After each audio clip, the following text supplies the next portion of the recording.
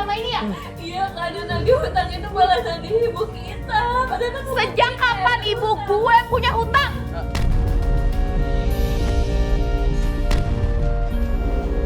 Jawab. Lah ibu kakak, ibu saya juga, makanya saya mau nanya. Ini Kalau kenapa? kamu anggap ini ibu kamu, kenapa kamu bisa bikin kayak begini? Kamu selalu bawa masalah ke keluarga ini, tahu gak? Emang warga di sini nggak tahu kalau kamu itu punya utang banyak? Mbak, ini Mas jelasin baik-baik dong, Mas. Kamu nggak usah ngomong. Saya nggak kenal kamu. Kamu siapa sih? Kamu ikut-ikut datang ke rumah saya? Kakak diam dulu. Mau sampai kamu megang? Kenapa? Jelasin ada apa? Ya sekarang dari adik kakak aja ngomong ibu saya lagi, sedangkan saya baru kesini aja nangis dia. Kamu biang masalah, saya udah tahu. Ya Allah. Mbak, Pak, maaf ya, saya kata keluar. Keluar dari rumah saya. Kak, jangan gitu dong kak, itu teman saya kak. Kak, Apaan? udah tenang, ini teman-teman saya. Terus, lu bawa temen lu juga, lu nggak nyelesain masalah di sini. Biar anak-anak lo sama istri lo, kita yang ngurus sini. Gue bisa ngurus. Lah Bawa saya kan temen lo. bapaknya anak-anak mbak. Gue nggak peduli lagi. Lu bukan bapaknya anak-anak, lu nggak bisa tanggung jawab. Gila lo. ya Allah. Pulang nggak lo? Pulang. Mas kita ke rumah ibu saya dulu.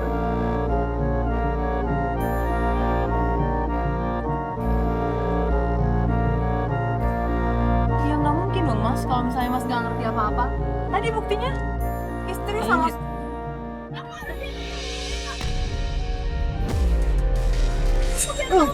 Mas ini gimana dong istri Mas? Ngapain aja sih kamu udah dirugiin kayak gitu? Loh Mbak, Aku harus tahu kalau masalahnya nanti itu di mana. Aku mau cari masalah. Mbak kasih.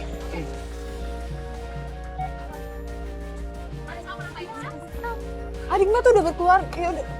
Ya udah, Assalamualaikum. Awas kamu ya. Macam-macam sama keluarga lagi. Ya udah Mas, Cari jalan tahu, aja. iya, iya, Kak. Iya Iya, Mbak Kak. ya. Tutup aja.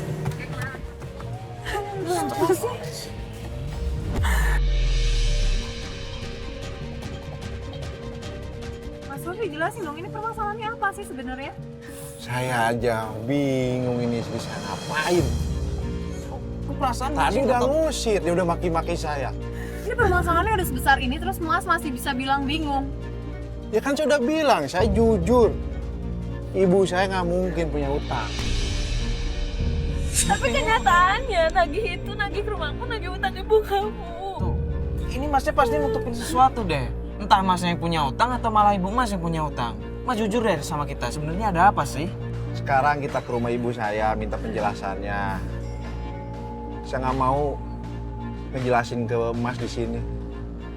Mas nggak mau ngejelasin kita di sini, berarti Mas tahu dong alasannya. Saya nggak tahu, udah dibilangnya saya jujur, makanya saya ngundang Mas sama Mbak.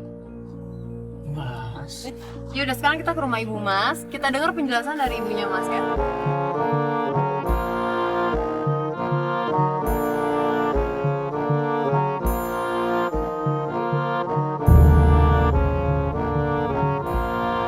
Assalamualaikum.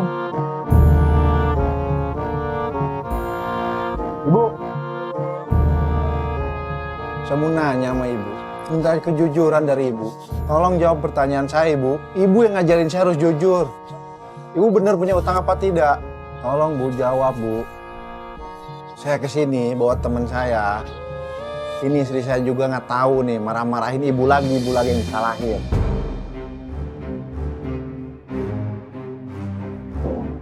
Bu, gimana? Ibu punya utang. Gak apa-apa, cerita aja sama kita, Bu.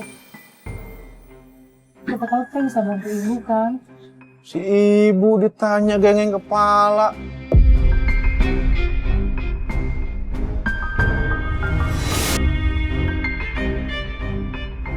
Mas, Mas, istighfar Mas. bisa sabar nggak sih? Itu ibunya. Saya udah terlalu sabar. Bukan terlalu sabar, lu kebawa emosi. Kesel ditanya. Bukan gitu caranya. Ngomong sama ibu nggak boleh kayak begitu. Lu semarah apapun sama nyokap nggak boleh ngomong kayak begitu. Saya cuma pengen kasih tahu, makanya Mas, Mbak kesini istri saya minta kejujuran nih. Mana yang salah, mana yang benar dari ibu saya? Cuman cara ngomongnya jangan begitu. Durhaka.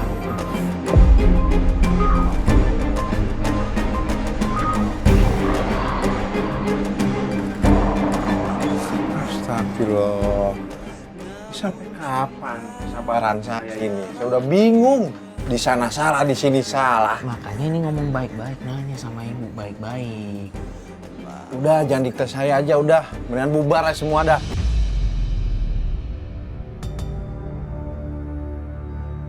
Lah, udahlah. Bubar aja udah. Loh, Udah. ini bentar-bentar, ini masnya mau gimana? Mau batalin investigasi kita? Ya udah, mendingan batal aja. Orang di sini salah, sana salah. Saya lagi disalahin.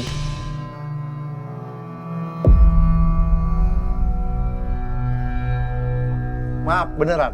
Udah. Pusing saya. Gimana Fatah? Cabut. Udah, pulang aja, pulang. Ya bukan gitu. Sama ibu kan harus sopan. Apalagi Mbak, mau ikut-ikutan. Mas sabar dulu dong. Dari tadi emosi mulu deh. Emosi terus. Mas, Kalinya aja sih Mbak sama kayak ibu. Orang ngurus kagak becus kemarin, sakit ibu aja kagak tahu. Saya emang Mas yang bantuin Mas di sini. Tapi Mas nggak tahu kan? Setiap Mas Ropi kasih ibu uang, Mbak Tisa selalu minta uang itu. Ah, bohong aja. Maksud kamu apaan sih? Tapi saya harus ngomong Mbak, biar Mas Ropi juga tahu. kamu tuh cuma di sini, nggak boleh ikut-ikutan ikut campur urusan kita. Kasihan ibu selalu disalahin. Kamu udah nggak usah ngomong lagi, kamu diam. Loh, Mbak Tisa mau jelasin sesuatu sama kita? Ya dia diam aja, dia kan cuma pembantu. Apa urusannya sama kita? Dia cuma mau ngejelasin ke Mas Rofi doang. Ibu jadi korban Mbak selama ini. Korban apa, Korban Mbak? gimana sih Kasihan maksudnya? Mas Ropi ngasih uang setiap hari sama ibu. Selalu diminta Mbak Tisa. Mbak Tisa, Mbak Tisa bisa diem Saya dulu beneran sebentar. Mas. Mas tanya sama ibu baik-baik. Ibu itu kasihan Mas, orang tua Mas sendiri. Bu, Udah diem kan? Ya Allah Mas. bener Bu. Bener apa kata omongan Mbak, Bu? Ayo udah kita pulang aja deh. Gak usah ngurusin omongan dia. Kamu nggak bohong, Mbak? Enggak Mas, selama ini saya tahu ibu, saya tahu juga Mbak Tisa. Mas nggak tahu kan selama ini? Udah ayo sekarang kita. Diam, saya minta kejujuran dari ibu saya. Dia ibu saya kok. Kamu yang suka jelekin ibu saya. Gimana sih? Mbak kasihan Mbak, Mbak lihat dong Mbak.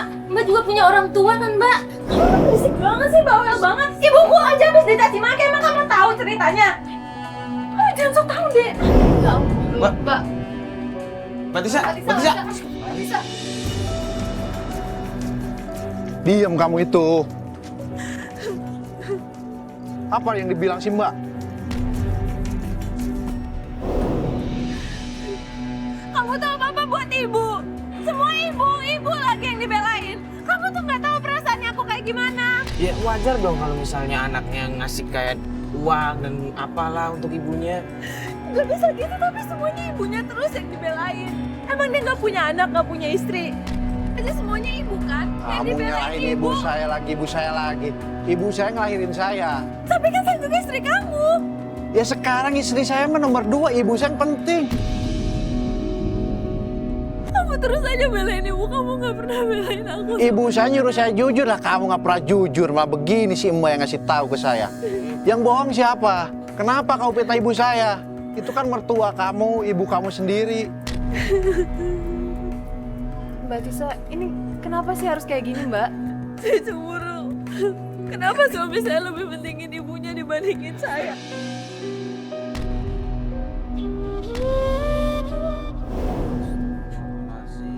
Ya Allah, sama ibu sendiri saya aja kamu cemburu. Gimana kalau saya sama orang lain? Kamu. Tenang diri dulu dong, lu jangan kayak begitu. Ini kan istri lu. Mas sama istri jangan kayak begitu dong. Memang harus tegas, cuman gak boleh ngomong kayak begitu. Saya kesel masa nyemurin ibu saya sendiri. Aduh. Kamu harus minta maaf sama ibu saya. Kamu udah membenci ibu saya, menghina ibu saya, sedangkan kamu yang salah.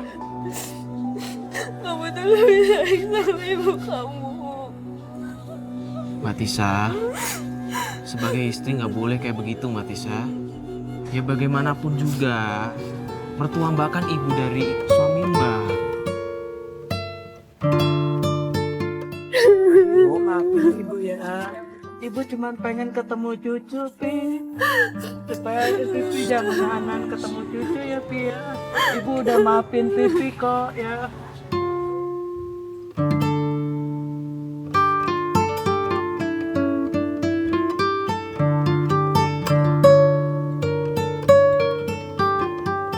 Ya, ibu udah maafin Pipi,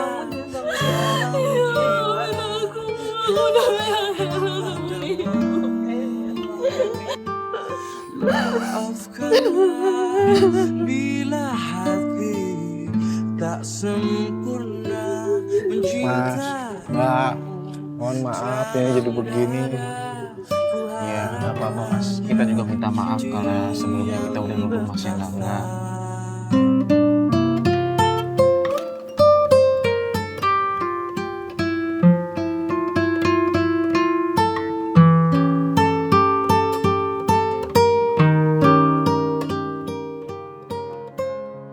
Assalamualaikum warahmatullahi wabarakatuh.